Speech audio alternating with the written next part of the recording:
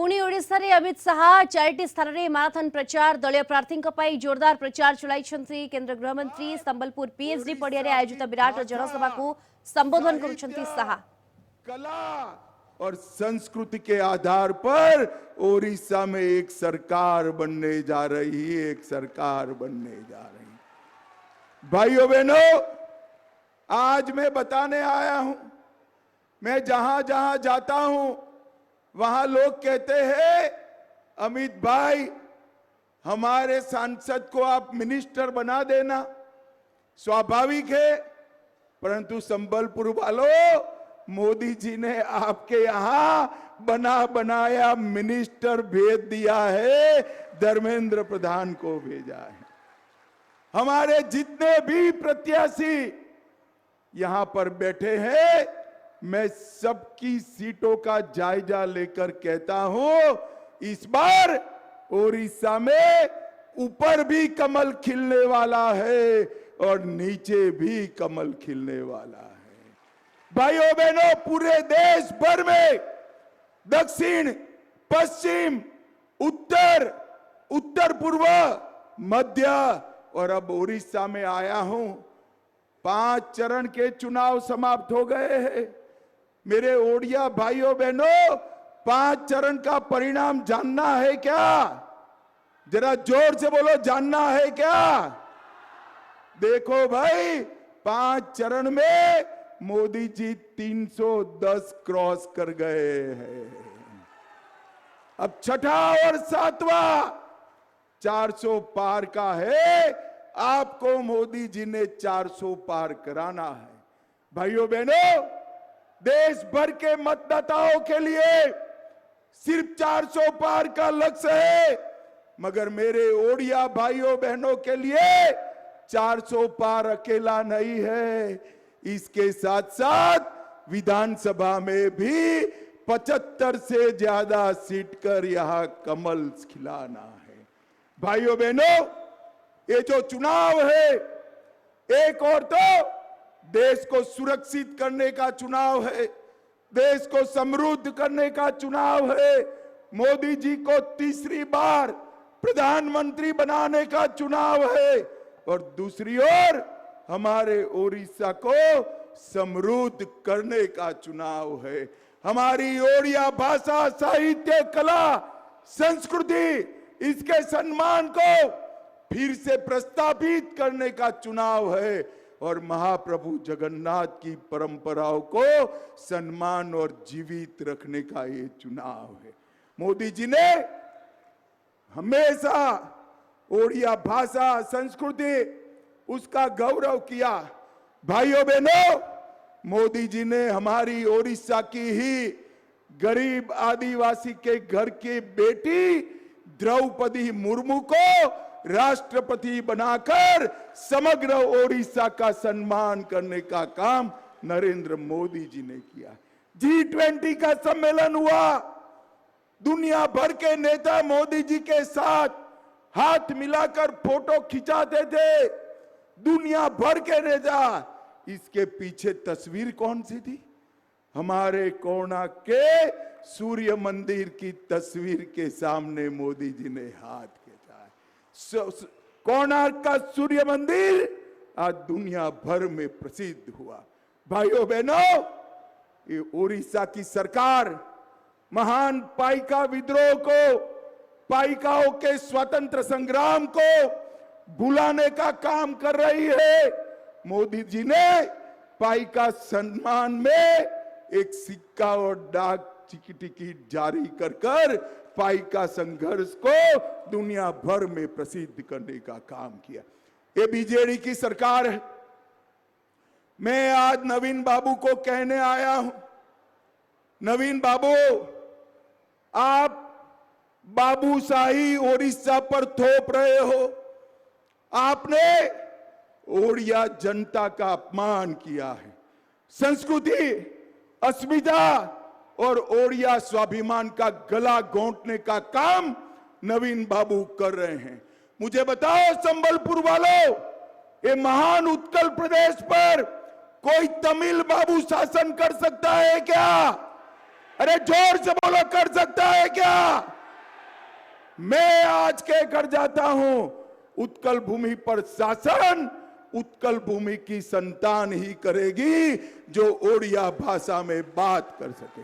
उत्कल भूमि पर शासन यहां का भूमिपुत्र ही करेगा जो ओडिया भाषा में बात कर सके। उत्कल भूमि पर शासन वो ही करेगा जो महाप्रभु जगन्नाथ की परंपराओं को आगे बढ़ाएगा।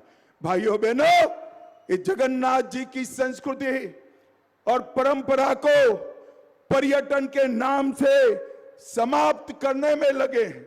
हमारे श्री क्षेत्र को कॉमर्शियल सेंटर में बदलना चाहते हैं। मठ मंदिर तोड़े गए, चारों द्वार खुलते नहीं है और जगन्नाथ की रथ यात्रा भी बंद करने की पूरी साजिश हुई थी। जगन्नाथ भला करे नरेंद्र मोदी जी का, जिन्होंने हमारी रथ यात्रा की परंपरा को अक्षुण्ण रखने का काम किया। भाइयों बहनों, आज मैं ओडिशा की जनता को कहने आया हूं, मैं देश भर की सरकारों के कामकाज का विद्यार्थी आदमी। हमारा ओडिशा जो है ये देश भर में सबसे समृद्ध राज्य है और देश भर में सबसे गरीब जनता अगर कहीं है तो वो भी ओडिशा में है। ये उत्कल भूमि खनिज संपदा से भरी हुई भूमि है और ये संपदा को लूटने का काम नवीन जी के बाबू कर रहे हैं। मैं आपको विश्वास दिलाता हूं, एक बार भाजपा की सरकार बनाइए, यहां से खनिज संपदा नहीं जाएगी, पूरी प्रोडक्शन की चेन कर कर वैल्यू एडिशन पूरा मेरे ओडिया भाइयों बहनों की भूमि पर रहेगा। भाइयों बहनों, हम ऐसा ओडिशा बनाना चाहते हैं जिससे एक भी युवा को अपनी पत्नी और बूढ़े माँ बाप छोड़कर कहीं महाराष्ट्र, कहीं हरियाणा, कहीं बेंगलोर मजदूरी के लिए न जाना पड़े, उसको अपने प्रदेश के अंदर ही काम मिल जाए। उड़ीसा का लोकेशन बहुत सुंदर है, एक लंबा कोस्ट लाइन है, खनिज संपदा का अंबार है, मेहनत कश युवा है। एक ही चीज नहीं है, मेहनत करने वाला मुख्यमंत्री नहीं है। और मैं कहता हूं, भाजपा की सरकार बना दीजिए, हम मेहनत करने वाला युवा और जोशीला मुख्यमंत्री देकर ओडिशा को समृद्ध बनाएंगे।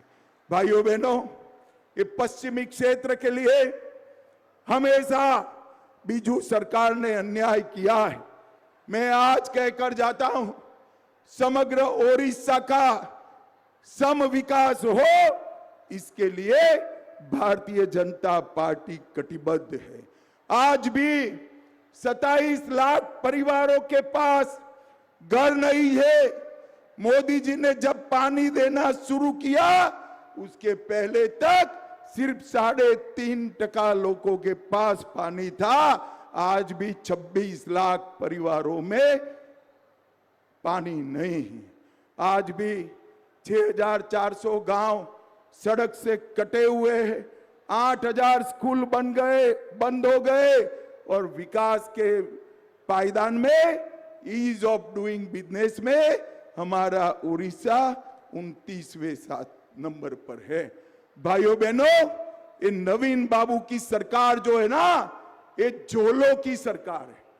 ये मोदी जी जो चावल भेजते हैं, 5 किलो चावल प्रति व्यक्ति प्रति माह 5 किलो चावल भेजते हैं, नवीन बाबू उस पर अपनी फोटो वाला झोला लगाने का काम करते हैं, झोला लगाने का। अरे नवीन बाबू, झोले से गरीब का पेट नहीं भरता, झोले के मूल्य जितना चावल ही ज्यादा दे देते तो हमारे ओडिया भाइयों का सम्मान हो जाता। भाइयों बहनों, रत्न भंडार, आज मैं आप सभी को मेरे भी मन की बात कहता हूं। मैं जहां से आता हूं अहमदाबाद, वहां पर भी महाप्रभु निवास करते हैं। बड़ा जगन्नाथ मंदिर है, 135 साल पुरानी रथ यात्रा निकलती है। महाप्रभु की रत्न भंडार की चाबियां गुम हो गई, नकली चाबी बनाई गई। कोई कहता नहीं है रत्न भंडार कितनी बार खुला, रत्न भंडार की जांच की रिपोर्ट को छिपाया गया। मैं आज कहकर जाता हूं, आप भाजपा सरकार बना दो, 4-4 आने का रत्न भंडार का हिसाब हम एडवर्टाइज कर उत्कल भाइयों बहनों के सामने रखेंगे। पूरे रत्न भंडार का valuation reserve bank of India से कर इसको सार्वजनिक किया जाएगा और हम जांच आयोग की रिपोर्ट को कुछ